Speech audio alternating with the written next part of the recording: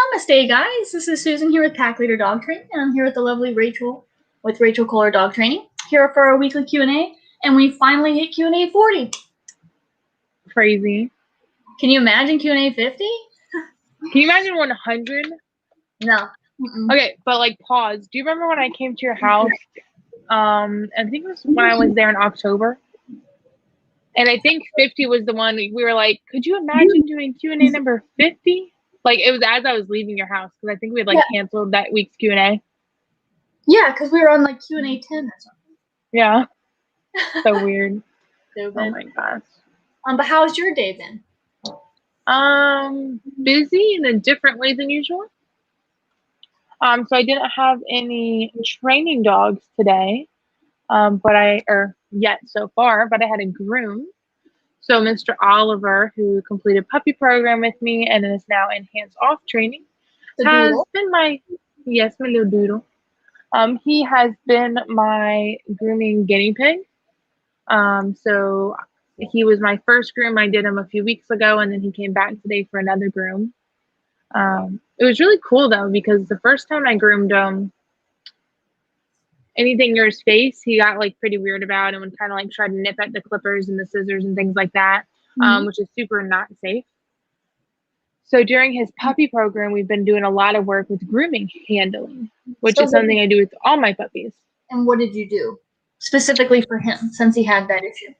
So specifically for him, knowing that I'm grooming now and knowing that was his issue, was I practiced the grooming hold, which is where you like hold their beard right here. Because before he would like pull away from it. So we practiced, I hold right here, you hold still. I can put my hand on top of your mouth, you hold still. And that was always just, I held, good, gave him some food. Held, good, gave him some food. Practice like doing this around his face and like kind of messing with the hair on his mouth. But it was really, really cool to see that actually pay off during my groom with him today. The first time I had to muzzle him to do his like top of his head and his ears, and wasn't able to really get too much of his mouth done. But today we didn't ease the muzzle at all. He just sat there while I did his face, and it was amazing. That's awesome. It's really cool though, because I do a lot of desensitization with my puppies when they're in puppy program with me, but I've never really got to see that follow through. Like for going up and down stairs and walking on leash and walking on different surfaces. Yeah, but that's just like existing. But one of the things I say on my website to describe my puppy program is it's practicing handling in preparation for grooming and vet visits. I'm not a vet, so I don't get to see that side of it, but to see the groom is pretty cool. I don't know if that says. But to see that, to see him be good during his groom was kind of amazing. Yeah, that's so awesome. I love that you were able to see that actually pay off so quickly as well. Yeah, it was pretty cool. It was pretty cool. And then now we've got Q&A Tuesday. And then after this, I'm heading out to do another graduation lesson with Miss Zoe. Yes, with Miss Zoe. Who is also Doodle. Who's also Doodle, who also I may be grooming one day. She's a lot bigger though, a full-grown Doodle. But yeah, what do you have going over what do you have going on over in Vacation Land? I was like, don't ask me what I got going on. I got nothing over here. Just relaxing. I think Joe and I have put together a total of like 5 puzzles since we've been on vacation. We did go horseback riding yesterday, which was really fun. I want to do that again. We took like a tour of Gettysburg, but the one that we did, it wasn't really a lot of informational. They said a couple things here and there, but it was more like a trail ride through Gettysburg, but that was a lot of fun.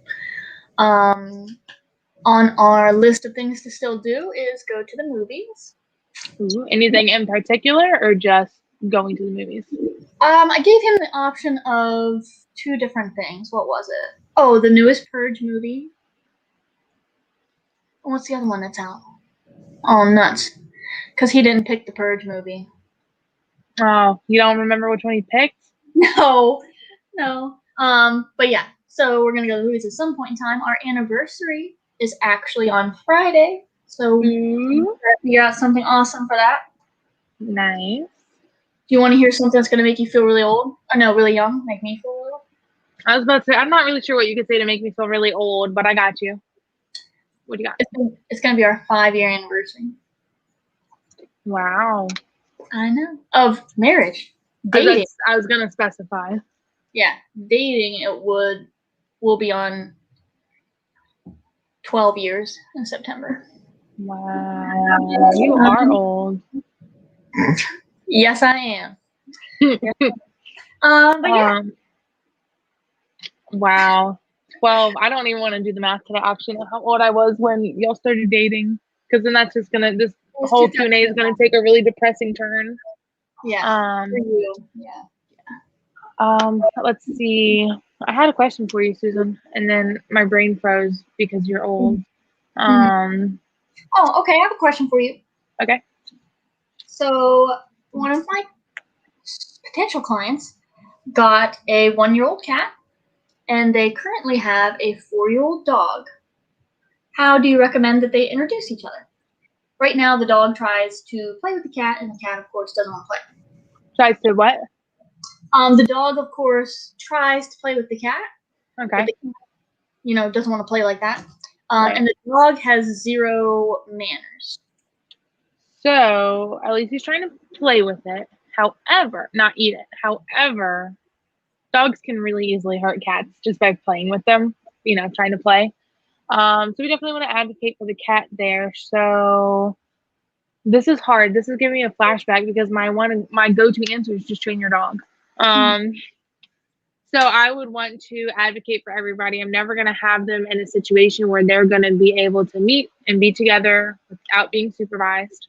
I'm going to have that dog on leash so he can't play with the cat for a hot minute. Yeah, so depending on which route you go, if you just go with having your dog on leash all the time and not letting him play with the cat and hoping he gets bored by it, you could train a really good out command, which I'd highly recommend, and a really good place command. So let the cat exist while the dog is on leash or in a kennel or on place, or you can out him away from it.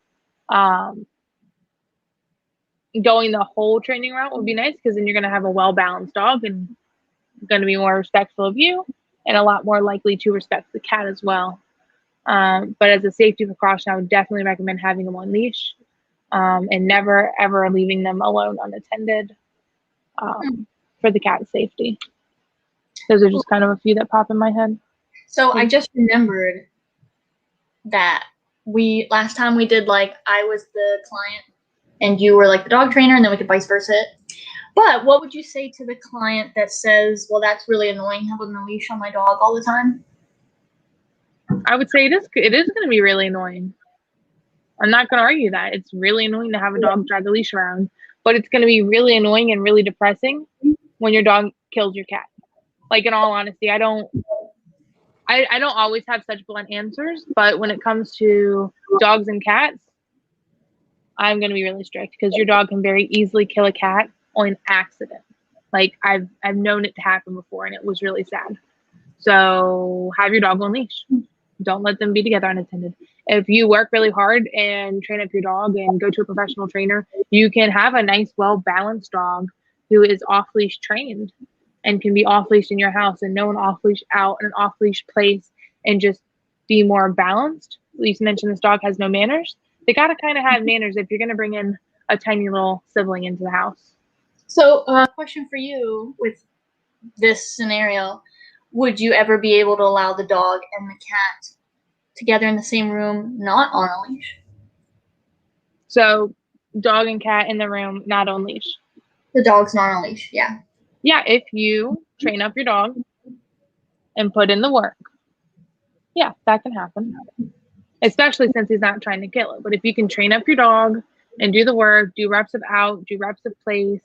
For me, example, if this was a potential client I was talking to, I would tell them about the milestone checklist. So your dog's not going to graduate training and poof, be completely fixed. Because I don't offer the one-on-ones like you do anymore.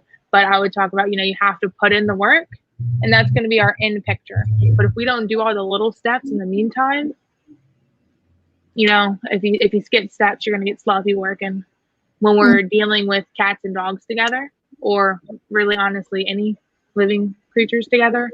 And if we get sloppy, it could be dangerous. That's how I feel about that. What do you think? Yeah, One of my little rants there.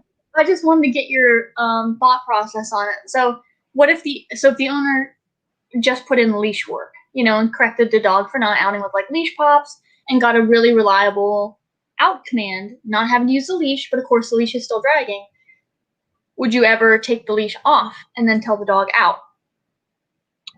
So yeah, I mean, so that's going to go for like any command. You could, and your dog might out. But if they don't, you lose that seatbelt, right? You lose that form of communication. So I always tell my clients, don't give your dog a command if you can't enforce it. So if you've only taught your dog out on leash and you tell them out and they don't out, and you don't say happen to have a can of compressed air or something you can throw at your dog as a bonker next to you, if you can't enforce that out, your out just got watered down. Mm-hmm. And out and recall are two commands that do not water them down around me, because it really irks me, because those commands are like super safety issues, right? So could you? Sure. But if your dog blows you off, is that a risk you want to take? Let's switch to, I think we covered all of that. I just like to hear your thoughts on all that. Oh yeah, you'll get me rambling, you know that. Since you brought up recall, that's a really good point. I've noticed that owners tend to water that one down a lot and expect more of their dog than what they've trained them. So people will ask me, and we might have talked about this before, but people will say like, what words should I use to get my dog to come to me?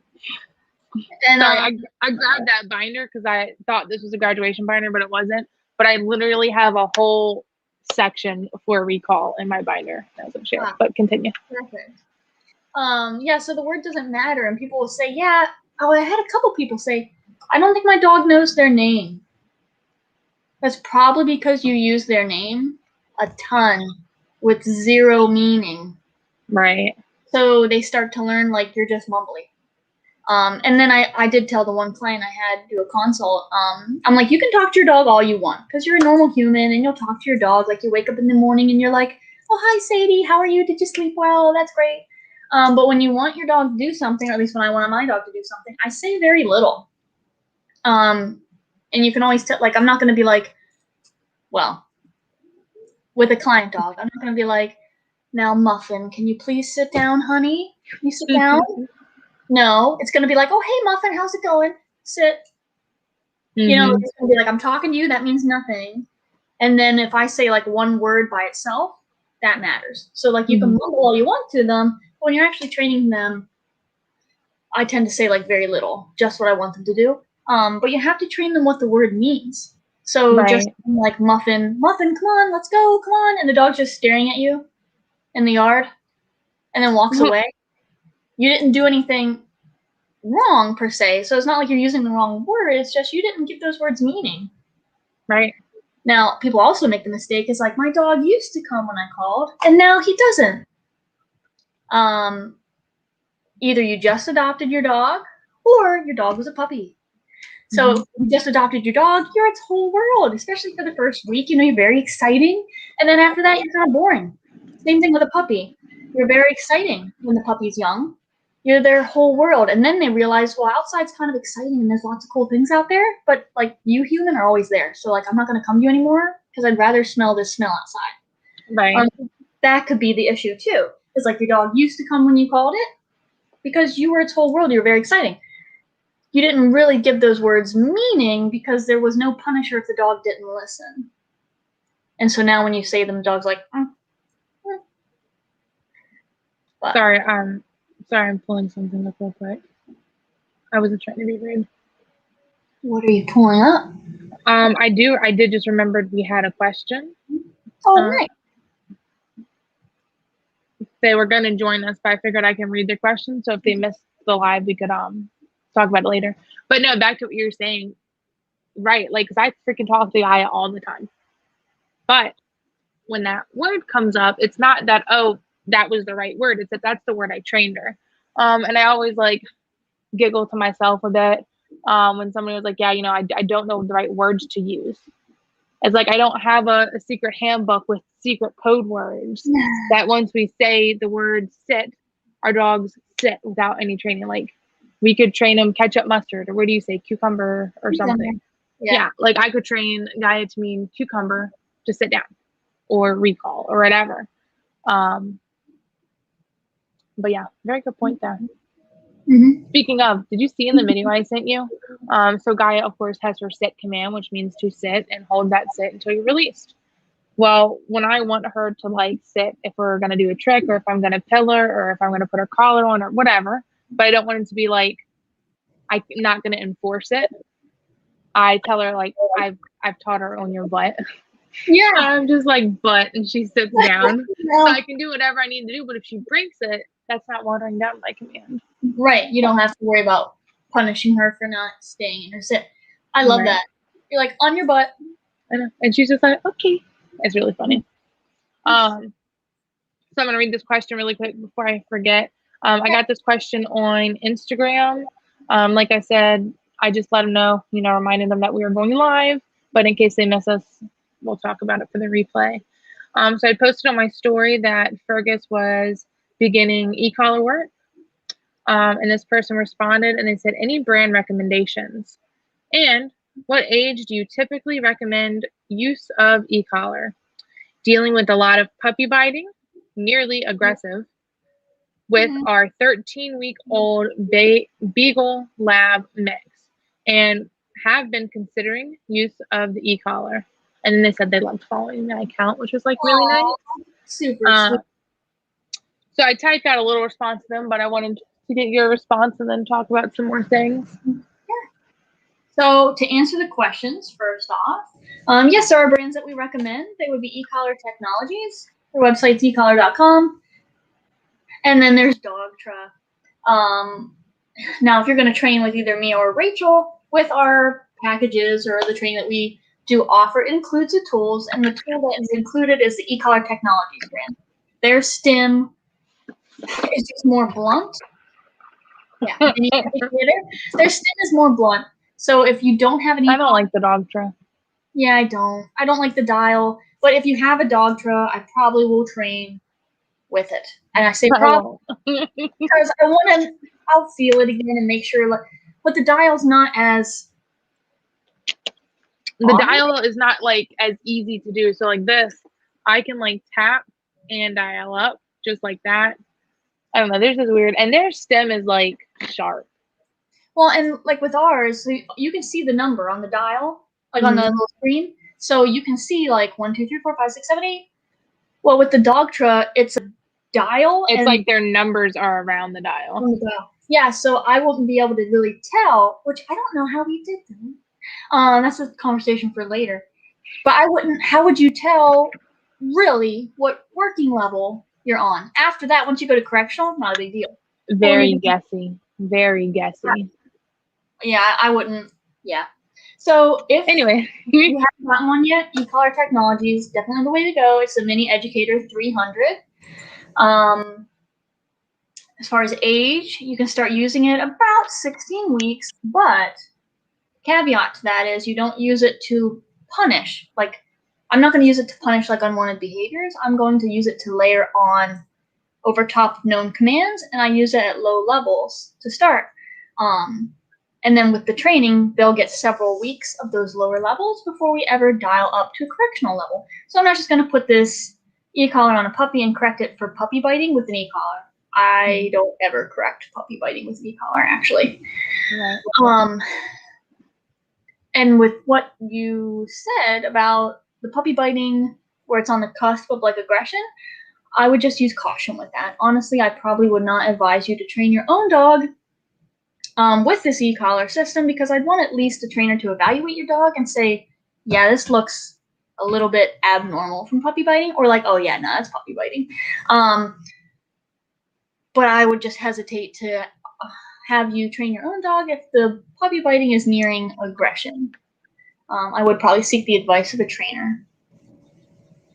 But what do you have to say? Yeah, so talked about the e-collar. This is the only e-collar I ever use. I don't like change. This is it. So I told her that. I start e-collar work anywhere between like 16 to 20-ish weeks, depending on, when I get the dog in. If I have him for puppy program, I start him a little bit younger, but around that time frame.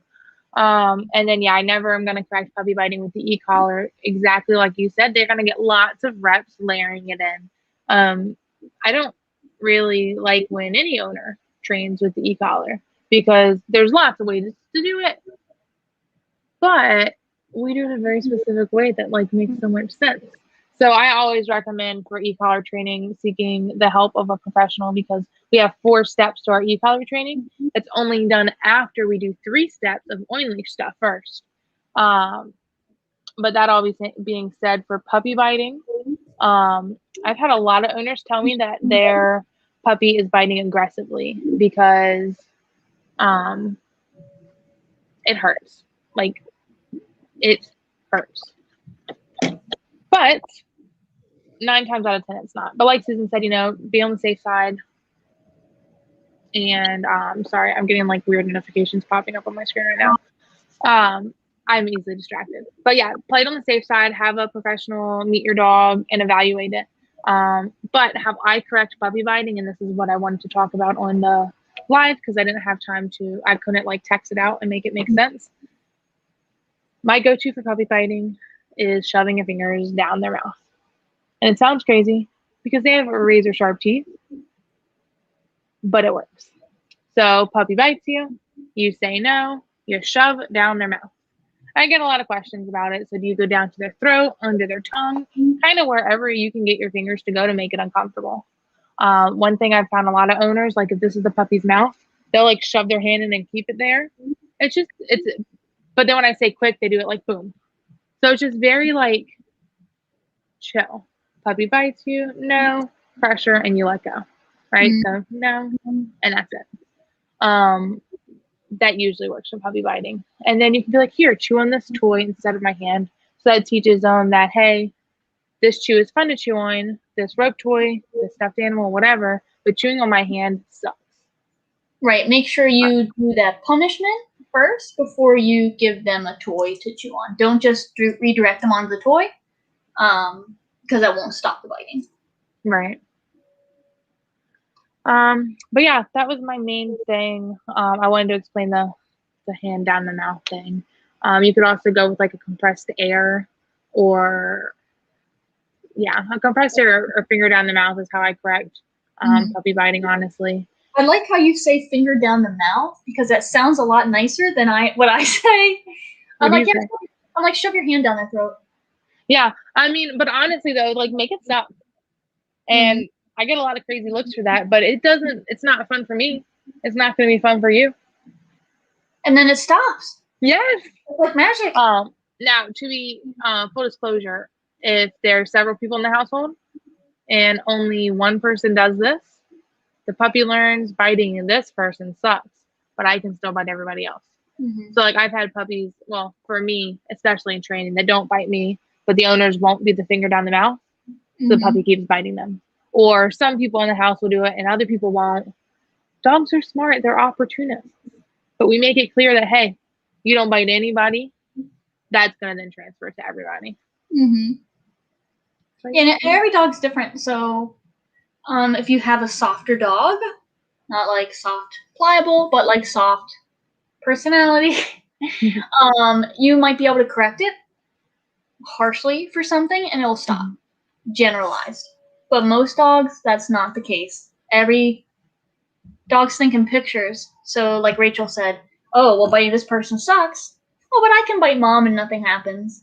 So they need that picture. Oh, biting mom sucks too. Biting dad sucks. Biting the little kid sucks. Everybody kind of has to have that conversation. Yeah. But I think that's all I got for that. You have anything else to add? I do not.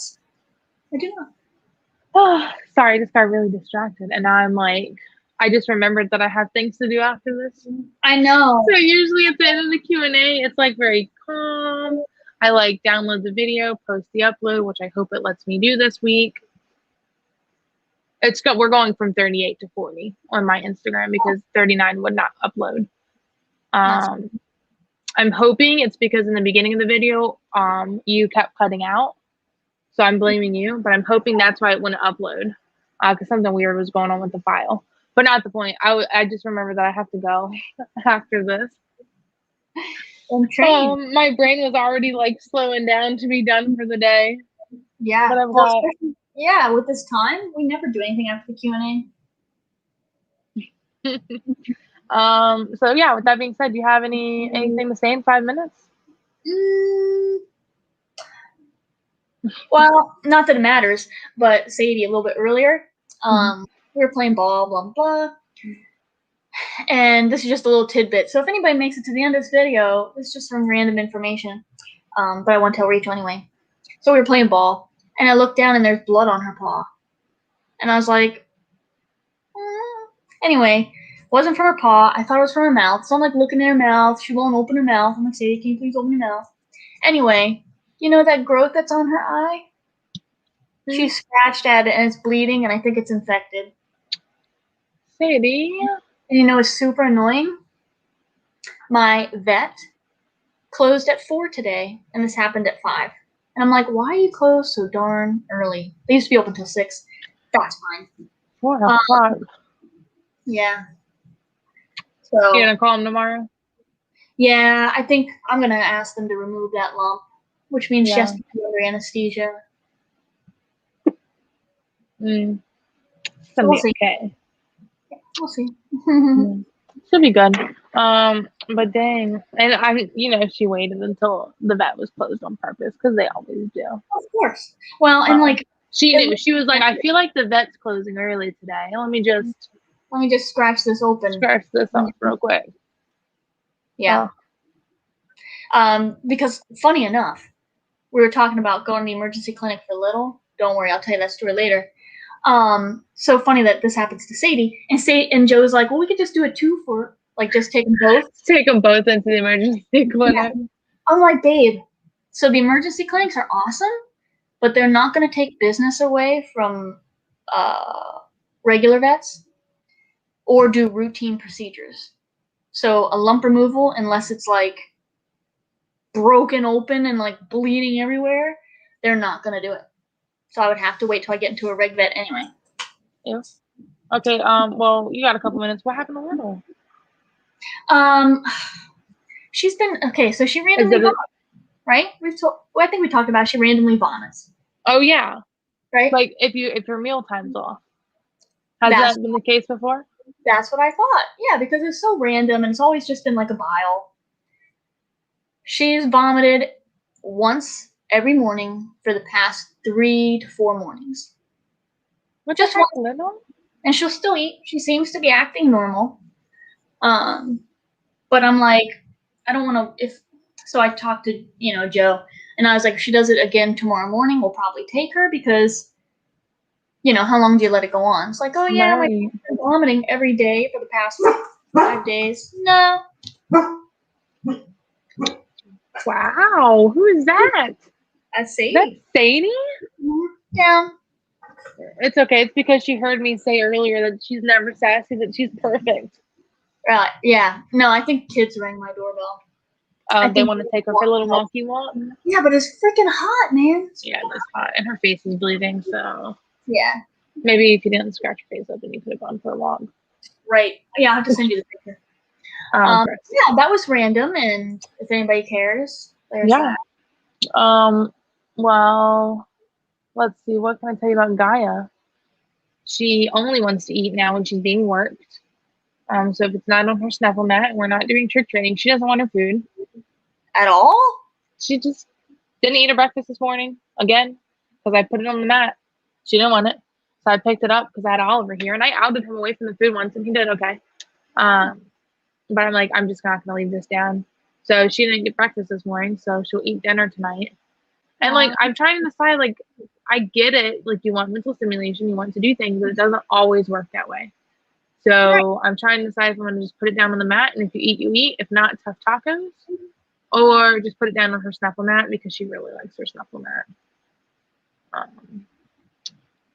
But she's decided it's really cute to push the gate open in my room that leads to my hallway. And she did that again today, and it really ticked me off. Nice. And I didn't have my e-collar remote on me, so I could not properly hold her accountable. So that's a new fun thing we're dealing with. So if anybody has made it this far, you get to know the secret. Our dogs aren't perfect. I mean, Sadie, pretty close. Well, no, she sassy just there. Little sassy there. just barked, yeah. She's sickly. She's cold.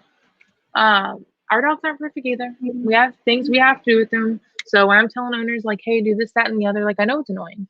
I know it's work. But I know it works. So I have to constantly monitor Gaia now until I can catch her in the act again of trying to push my gate open, because apparently the last consequence she had just wasn't enough. Yep. So we're going to do that again. Or she's a gambler. Deborah says, hey guys, I'm just getting on, but wanted to give you an update as promised. Oh, okay. Awesome. Yeah, we'll hang tight because I want to hear this update. Yeah, me too. Anxious. So this is we're anxiously awaiting. Yes. So for anybody who missed last week's episode, no. Was that Well, yeah, yeah. I think it was. Oh. I don't know.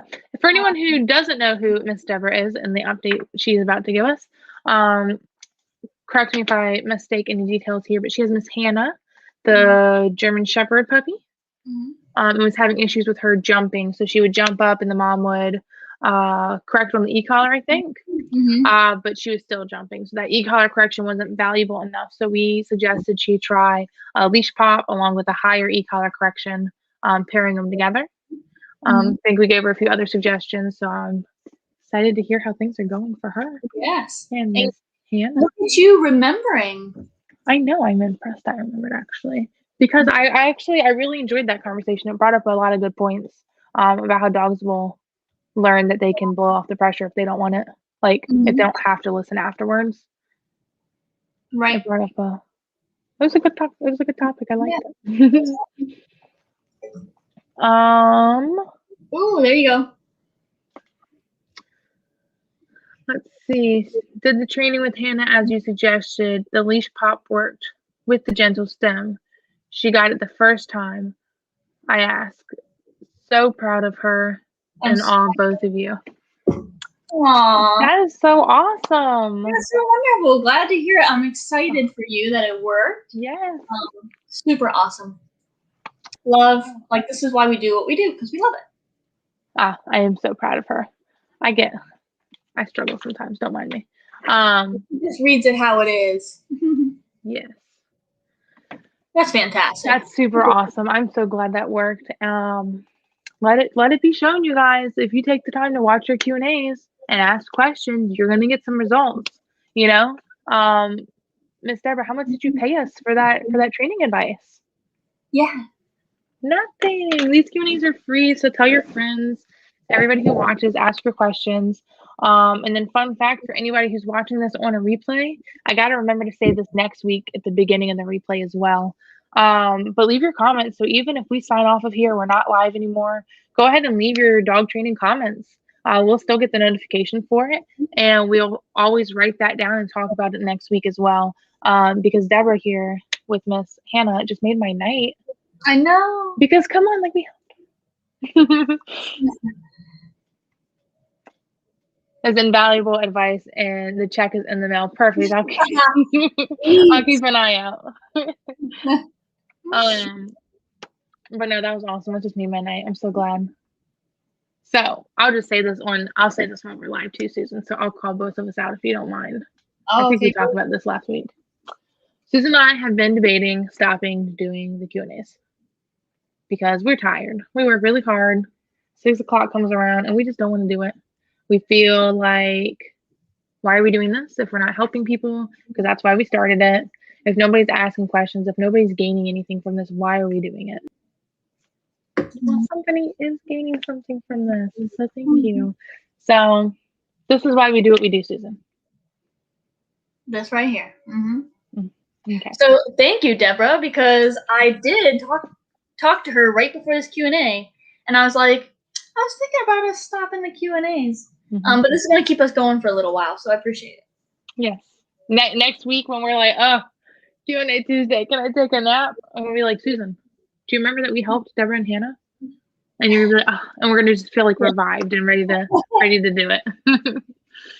All right. Well, I gotta run. You gotta go. Yeah, you gotta go. I got a graduation lesson to get to. Thank you everybody for watching. As always, you can follow us on Facebook. Aw. Yay. Thank you, Deborah. She says, don't stop. Just refer to friend you guys. Oh, we appreciate it. Thank you. But yeah, as always, you can follow us on Facebook, Instagram, and YouTube at Pack Leader Dog and Rachel Kohler Dog Training. Everybody have a great night. Night.